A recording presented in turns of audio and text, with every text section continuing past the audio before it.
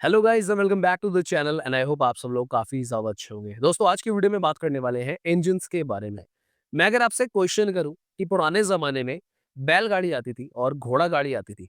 अगर आपका बैल कमजोर हुआ करता था या फिर घोड़ा कमजोर होता था तो उन गाड़ियों का कोई सेंस नहीं था क्योंकि उनसे ही उनको धकेला जाता था। और उस जमाने में भी ना मेंटेनेंस मैटर करती थी। अगर आपका जो घोड़ा है वो ओवर पावर्ड है तो उसे ज़्यादा खाने-पीने की ज़रूरत थी। या फिर अगर आपका जो बैल है, वो ज़्यादा तगड़ा है, तो उसके ऊपर ज़्यादा खर्चा हुआ करता था। तो अगर मैं नॉन टेक्निकल टर्म में देखूँ, तो उस ज़माने में भी ना लोग इंजन को तो मैनेज नहीं करते थे, पर अपने बैल और घोड़ों को मैनेज करते थे। तो एक मीडियम साइज़ क्लियर करते थे कि जिनसे उनका काम भी हो जाए और उनका मेंटेनेंस भी आराम से हो पाए। बट थैंक गॉड फाइनली किसी समझदार व्यक्ति ने इंजन ढूँढा और ये जो हम जानवरों के साथ जो दुर्व्यवहार कर रहे थे या फिर उनको परेशान कर रहे थे, वो खत्म हो गई। तो आज की वीडियो में मैं बात करने वाला हूँ कुछ मेन इंजन्स की जो सबसे ज़्यादा चर्चा में रहते हैं, जिसमें आता है 1 लीटर का इंजन, 1.2 लीटर का इंजन, 1.5 लीटर का इंजन। अब यहाँ पे मैं एनए इंजन की बात कर रहा हूँ, नेचुरल एस्पिरेटेड इंजन्स, यानी कि ये जो इंजन्स होते हैं, ये ज़बरदस्ती एयर प्रेशर क्रिएट करके पावर नहीं जनरेट कर रहे हैं। अब नेचुरल एस्पिरेटेड इंजन्स और टर्बो इंजन्स अलग होते हैं। अगर मैं बिल्कुल नॉन टेक्निकल वे में समझाने की कोशिश करूँ, क्योंकि मैं इस वीडियो को बिल्कुल भी टेक्निकली लेके जाना नहीं चाहता हूँ, मैं इसको नॉन टेक्निकल वे में रखूँगा। हम ऐसे समझते हैं कि 4 घोड़े जैसे हॉर्स पावर में ही इंजन को हम कैलकुलेट करते हैं। तो जो काम अगर 4 घोड़े कर रहे हैं, वही काम अगर आपको 3 घोड़ों से कराना पड़ेगा, तो क्या करेंगे? तो वो सिंपल सा आंसर है इस बात का आप लोगों के आगे ही है। 4 घोड़े जितना समय भागेंगे, दौड़ेंगे, अगर वही आप 3 घोड़ों से करवाओगे, सो घोड़े की टाँगें, हाथ-पैर जो भी उनका होता है, उनके शरीर के ऑर्गन्स वो जल्दी खराब होने लगेंगे। घोड़ों की तबीयत जल्दी खराब होगी। तो यही गेम इंजन्स में भी होता है, वहाँ पर ना सिलेंडर्स से इसको काउंट करा जाता है। तो जो नेचुरल एस्पिरेटेड इंजन्स होते हैं, सबसे बढ़िया जिनको कहा जाता है, वो 4 सिलेंडर इंजन्स को कहा जाता है। आजकल मार्केट में 1.2 लीटर के अंदर भी 3 सिलेंडर इंजन्स आ गए हैं और ये एनए इंजन में भी अवेलेबल है, जिसका एक एग्जांपल है टाटा पंच, जहाँ पे आपको 1.2 लीटर का 3 सिलेंडर इंजन देखने को मिल जाता है। इनफैक्ट अब मारुति ने भी 1.2 लीटर 3 सिलेंडर्स को जो है अडॉप्ट कर लिया है, जहाँ पे आपको न्यू डिज़ायर में देखने को मिलता है और न्यू स्विफ्ट में भी देखने को मिलता है। पर अगर हम 1.2 लीटर 4 सिलेंडर इंजन्स के बारे में बात करें, तो ये जो कुछ मेन कार्स हैं जो आपको देखने को मिलेंगी, फ्रोंक्स, बलिनो या फिर होंडा की अमेज हो गई, hyundai ऑरा हो गई, hyundai वेन्यू, सोनेट में भी ये इंजन्स आपको देखने को मिलते हैं। 1 लीटर टर्बो की बात करें तो उसका प्राइम एग्जांपल है भाई अपनी Kylaq turbo, Syros turbo, Venue turbo, Sonet turbo. तो अब क्वेश्चन ये आता है कि आपको कौन-सी चूज़ करनी चाहिए, आपका नुकसान फ़ायदा कहाँ पे? सबसे पहले स्टार्ट करते हैं 1 लीटर इंजन से, यहाँ पे मैं नॉन टर्बो की बात कर रहा हूँ।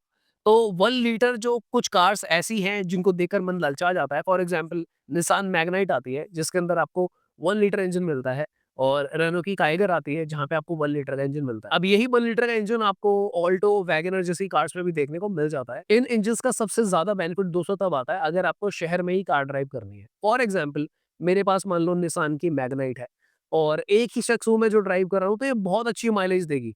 शहर में तो देखो वैसे ही आप ज़्यादा भगा सकते नहीं हो। 80 प्लस जाते-जाते ही 70 प्लस भी कई जगह तो चालान हो जाते हैं। उस सिचुएशन में ये बहुत बढ़िया कार है, आप शहर के लिए इसको ले सकते हो। पर इन इंजन्स की प्रॉब्लम ये होती है कि अगर ये बड़ी कार्स में लग जाए, जैसे कि टाइगर मैग्नाइट में अगर 1 लीटर लग जाए, तो वहाँ पर ये हिल्स के लिए बिल्कुल भी नहीं है। ऑलमोस्ट दम तोड़ने की कगार पे आ जाती है। अगर आप 4-5 लोग बिठाकर इसको कहीं चढ़ाने की कोशिश करोगे या फिर हाईवेज़ पे भी अगर आप ओवरटेकिंग की कोशिश करते हो, तो काफ़ी प्रॉब्लम क्रिएट करे। कंपैरेटिवली आपने नोटिस करा होगा कि लोग ऑल्टो और वैगनआर लेके 1 लीटर पहाड़ों पे चल जाते हैं, हाईवेज़ पे भी बढ़िया चलाते हैं। उसका रीज़न दोस्तों ये होता है कि कार का जो पावर टू वेट रेशियो होता है ना, वो वहाँ पे मैच कर जाता है। यानी कि कार का ऑलरेडी वेट कम है ऑल्टो का और वैगनआर का वेट भी कम है। साइज़ भी इनका छोटा है, तो वहाँ पे कहीं न कहीं कॉम्पेंसेट हो जाता है और ये मैनेज हो जाती है। तो इन शॉर्ट अगर आपका बजट कम है और आपको एक ऑल राउंडर कार चाहिए जो पहाड़ों पे चल पड़े, साथ ही में हाईवेज़ पे, शहर पे अच्छी माइलेज भी दे दे, तो उस केस में आप ऑल्टो, सिलारियो, एस्प्रेसो, वैगनआर ऐसी कार्स ले सकते हो। ये बहुत ज़्यादा कारगर। दूसरे केस में अगर आप शहर में ज़्यादा रहते हो और आपको अच्छी माइलेज चाहिए पर आपको थोड़ा-सा तड़का-भड़का भी लुक्स का चाहिए, उस केस में आप काइगर मैग्नाइट जैसी कार की तरफ भी जा सकते हैं। सो आई होप यहाँ पे 1 लीटर का इंजन सॉर्ट हो गया होगा। अब बात करते हैं 1.2 लीटर इंजन की। ये एक ऐसा इंजन है दोस्तों 1.2 लीटर का, जो बहुत ज़्यादा फेमस, बहुत ज़्यादा डिमांड में है। सबसे ज़्यादा जो कार्स बिकती है ना 1.2 लीटर इंजन की बिकती है और इसमें जो सबसे ज़्यादा डिमांड आज की डेट में है ना, ये 1.2 litre natural aspirated engine 4 cylinders की है। अब 1.2 लीटर में टर्बो भी आता है, 3 सिलेंडर भी आते हैं, 4 सिलेंडर भी आते हैं। सो मैं रिपीट करूँगा, सबसे ज़्यादा जो डिमांड है 1.2 लीटर 4 सिलेंडर इंजन्स की है, जहाँ पे आपको फ्रोंक्स, बलिनो, अमेज जैसी कार्स में देखने को मिलता है। ये जो कार्स होती है ये ऑलराउंडर कार होती है, शहरों में भी बहुत अच्छी माइलेज देती है, पहाड़ों पे ले जाओ, हाईवे पे चलाओ, कुछ करो, they are fun to drive cars, काफ़ी मज़ा आता है। अब इनसे ऊपर जो फन टू ड्राइव होती है वो टर्बो होती है डेफिनिटली, पर उसके ऊपर मैं बाद में आऊँगा। ये जो कार्स होती है 1.2 4 सिलेंडर, ये काफ़ी मतलब कॉस्ट इफेक्टिव होती है, वैल्यू फॉर मनी होती है। इनकी रीसेल मार्केट बहुत ज़्यादा ज़बरदस्त है, क्योंकि इन इंजन की जो लाइफ होती है वो बहुत ही ज़्यादा होती है। तो यानी कि अगर आप इसको 50-60 हज़ार किलोमीटर, 70 हज़ार किलोमीटर चला के बेचते भी हो, सामने लोग खरीदने को तैयार खड़े हैं 5-7 साल बाद, 10 साल बाद भी, क्योंकि उनको पता है कि ये जो इंजन है 2 लाख, 2.5 लाख किलोमीटर तक भी चल जाते हैं। So in most of the situation अगर आपको हैसल फ्री, नो सरदर्द कार चाहिए, तो 1.2 लीटर की कार्स आप उठा सकते हो। हालाँकि जो बाकी पैरामीटर्स हैं, चाहे सेफ्टी हो गया, कार के एरोडायनामिक्स हो गए, ये भी मैटर करते हैं। तो वो मैं आज की वीडियो में कवर नहीं करूँगा। नीचे आपको हमारी ईमेल दिख रही होगी, क्योंकि कार खरीदना थोड़ा-सा कॉम्प्लिकेटेड प्रोसेस है। अगर आपको कार बाइंग कंसल्टेशन चाहिए, तो बहुत अफोर्डेबल प्राइसेज़ में आप हमसे वो ले सकते हो, हमें ईमेल करके। एक प्रॉब्लम जो बहुत तेज़ी से बढ़ रही है, अब जो कार मेकर्स हैं ना, धीरे-धीरे 4 सिलेंडर्स को कम करके 3 सिलेंडर पे शिफ्ट हो रहे हैं, जिसका एग्ज़ाम्पल है स्विफ्ट में खत्म करा गया, स्विफ्ट डिज़ायर में खत्म करा गया। इन दोनों कार्स में 1.2 लीटर का 3 सिलेंडर कर दिया 4 से। अब खबरें आ रही हैं कि आने वाले कुछ सालों में, 1 से 2 साल में, देयर इज़ अ पॉसिबिलिटी कि बलिनो, फ्रोंक्स, इग्निस जैसी कार्स के अंदर भी 1.2 लीटर का 3 सिलेंडर इंजन हो जाएगा। अब दोस्तों बात करते हैं 1.5 लीटर एनए इंजन के बारे में। फिलहाल मैं क्या करता हूँ, टर्बो इंजन जो है, चाहे 1 लीटर हो, 1.2 हो, इनको साइड रखते हैं। एक बार एनए इंजन्स को कवर कर लेता हूँ, फिर टर्बो इंजन्स की बात करेंगे।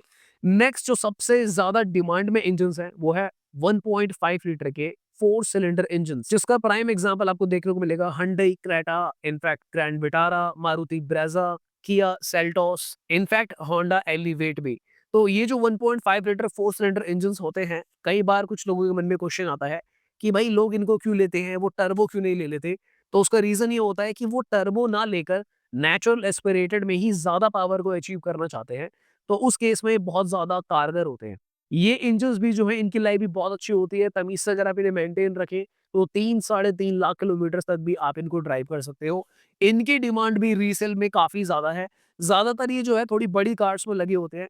फॉर एग्ज़ाम्पल 4300 एमएम की जो मिड साइज़ एसयूवीज़ होती हैं, जिसमें जैसे मैंने नाम लिया ही, एलिवेट, क्रेटा, ग्रैंड विटारा, यहाँ पर ये काफ़ी ज़्यादा कारगर। One of the main reason Maruti Brezza की सेल्स बहुत ही ज़्यादा है दोस्तों, वो ये है कि कॉम्पैक्ट एसयूवी में 1.5 लीटर जो अफोर्डेबल इंजन आपको मिलता है, वो मारुति आपको ब्रेज़ा में ऑफ़र करती है। तो जिन लोगों को इंजन की काफ़ी नॉलेज होती है, उनको भाई ड्राइविंग के मज़े लेने हैं, एक प्लेज़र लेना है, वो इसीलिए ब्रेज़ा को भी खरीद लेते हैं, क्योंकि इसका इंजन जो है बहुत ज़्यादा यूज़फुल और वैल्यूएबल होता है। सो बेसिकली 1.5 लीटर इंजन क्या करता है, अगर आपका कार का साइज़ थोड़ा-सा बड़ा है, फॉर एग्ज़ाम्पल अगर आपने वेन्यू या फिर सोनेट चलाई हो, वो भी बड़ी कारें हैं, अब उसके अंदर कंपनी 1.2 लीटर का इंजन देती है, मुझे तो काफ़ी ज़्यादा अंडर पावर लगता है।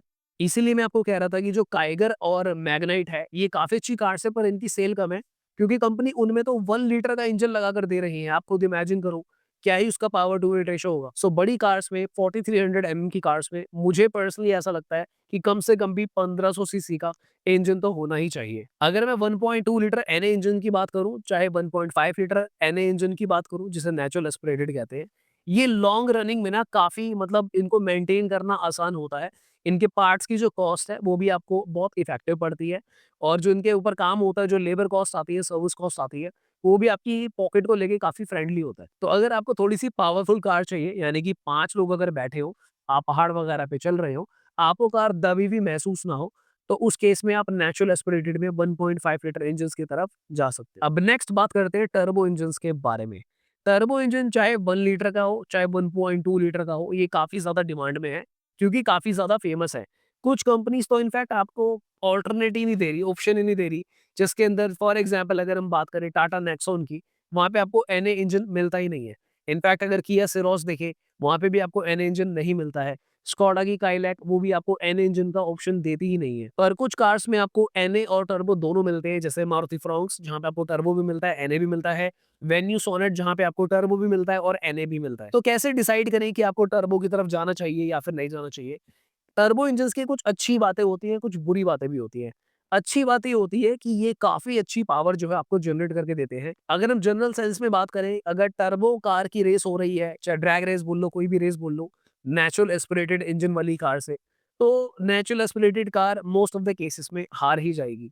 क्योंकि जो टर्बो इंजन है वो काफ़ी शानदार और बेहतरीन पावर जनरेट करता है। किस कंपनी का टर्बो इंजन बहुत ज़्यादा अच्छा है, किसका नहीं है, उसके बारे में मैं अभी बात नहीं कर रहा हूँ।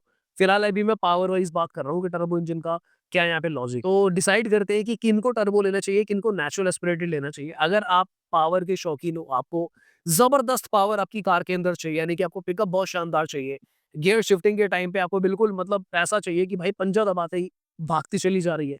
तो उस केस में आपको डेफिनिटली टर्बो की तरफ जाना चाहिए। कुछ लोग होते हैं जो हाईवे पे बहुत ज़्यादा मतलब ड्राइव एंथुसियास्ट होते हैं, फन टू ड्राइव कार चाहिए, तो टर्बो इंजन की तरफ आप जाओ। इसलिए आजकल काइलैक हो गई, सिरोस हो गई या फिर वेन्यू सोने टर्बो हो गई, इनकी काफ़ी डिमांड है क्योंकि इनमें आपको अच्छे बजट में टर्बो इंजन कंपनी ऑफर कर रही है। अब इनका जो डिसएडवांटेज है, वो डिसएडवांटेज क्या होता है उसके बारे में भी बात कर लेते हैं। डिसएडवांटेज इनका ये होता है कि इनकी जो लाइफ होती है नेचुरल एस्पिरेटेड इंजन्स से कम होती है और अगर खर्चा इनमें खराबी आती है तो उसकी जो एक्सपेंस है, जो कॉस्ट है ठीक कराने की, रिपेयर कराने की, वो आपको नेचुरल एस्पिरेटेड इंजन से काफ़ी हद तक महँगी पड़ सकती है। पैरेटिवली जो नेचुरल एस्पिरेटेड इंजन होता है, इसमें क्या है कि ये आपको ना बहुत ज़्यादा पावर देगा, ना कम पावर देगा। ये एक बैलेंस पावर आपको प्रोवाइड करेगा। स्पेशली लोअर टॉर्क में ये बहुत अच्छा परफ़ॉर्म करता है। यानी कि अगर आप पहला गियर शिफ्ट करके दूसरे गियर में, तो ये बहुत अच्छा परफ़ॉर्मेंस वहाँ पे आपको देता है कंपैरेटिवली। टर्बो में लैग्स आ सकते हैं। हालाँकि कंपनी आजकल जो टर्बो इंजन्स बना रही है, वहाँ पे जो टर्बो लैग्स है काफ़ी हद तक इम्प्रूव कर रही है। जैसे मैंने काइलैक ड्राइव करी हुई है, मेरे चैनल पे उसके रिव्यूज़ हैं और अपनी सिरोस के भी रिव्यूज़ हैं। तो मैंने फ़ील करा कि इनमें जो टर्बो लैग है काफ़ी हद तक कंपनी ने रिड्यूस कर दिया है। फ़ीलिंग आती है कि भाई ऑलमोस्ट आप एनए इंजन ही चला रहे हो, थोड़ा-सा फ़र्क आपको लगेगा बट पहले के हिसाब से काफ़ी इम्प्रूव है। सो मेरी नज़र में अगर आपका बजट कम है पर आपको ज़्यादा पावर वाली कार चाहिए, उस केस में टर्बो की तरफ आप जा सकते हो। ताकि आपको भगाने में काफ़ी मज़ा आए। इनफैक्ट दोस्तों 1.5 लीटर का टर्बो इंजन भी आता है जो आपको hyundai क्रेटा में देखने को मिलेगा या फिर कोई शार्क में टाइगुन में आता है। तो ये तो भाई बहुत ही ज़्यादा ही ज़बरदस्त इंजन होते हैं। इवन अगर हम सेडान्स में देखें तो वर्ना में भी आता है, आई थिंक वर्टस में भी आता है। तो ये जो इंजन्स होते हैं भाई बहुत ही शानदार, दमदार होते हैं और ये तो बिल्कुल टॉप लीग मान लो, लीग अपार्ट मान लो। बिल्कुल ही ज़्यादा मज़े लेने हैं ड्राइविंग के तो आप वहाँ पे जा सकते हो। 2000 सीसी और उसके ऊपर इंजन्स भी आते हैं पर आज की वीडियो में उसके बारे में बात नहीं करेंगे।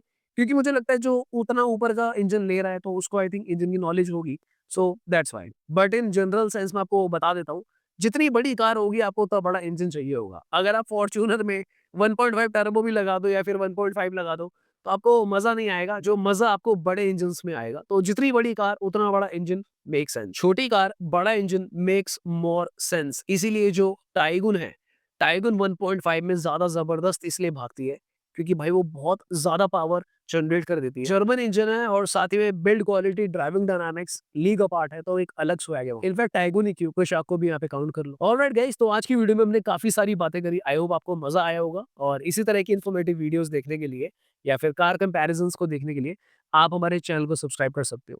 तो मिलते हैं दोबारा किसी और दिन guys. Thanks for watching. Bye bye, take care.